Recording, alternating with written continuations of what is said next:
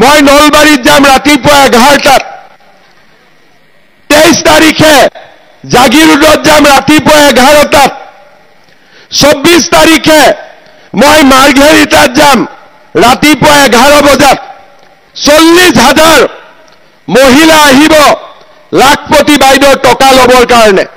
আমি অসমৰ সমষ্টিয়ে গৈ মহিলা আত্মসহায়ক গ্ৰুপৰ সদস্যসকলক 10,000 টকা কৰি দিয়া কাম আৰম্ভ কৰিম। কিন্তু এই আঁচনিত বহুত মহিলাৰ নাম এতিয়াও সোমোৱা নাই। বহুতৰ নাম আছে, বহুতৰ নাম নাই।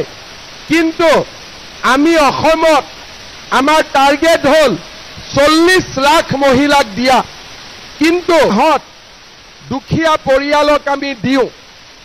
এইবাৰ আমি কৈছো যে অৰুণোদয় লগতে আমি সকলো পৰিয়ালক গেছৰ চিলিণ্ডাৰ কিনাৰ কাৰণে আৰু 250 টকা আমি দিম।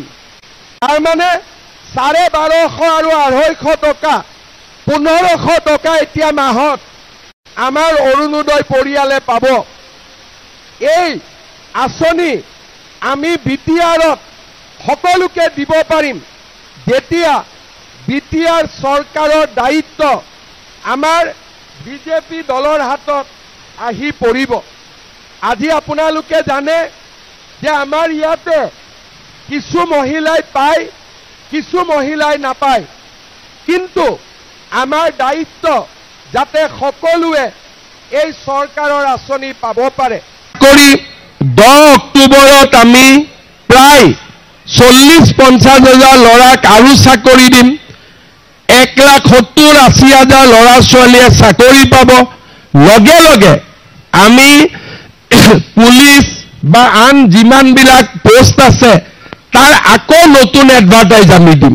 তাৰমানে প্ৰত্যেক বছৰে যাতে এপইণ্টমেণ্ট হৈ থাকিব পাৰে।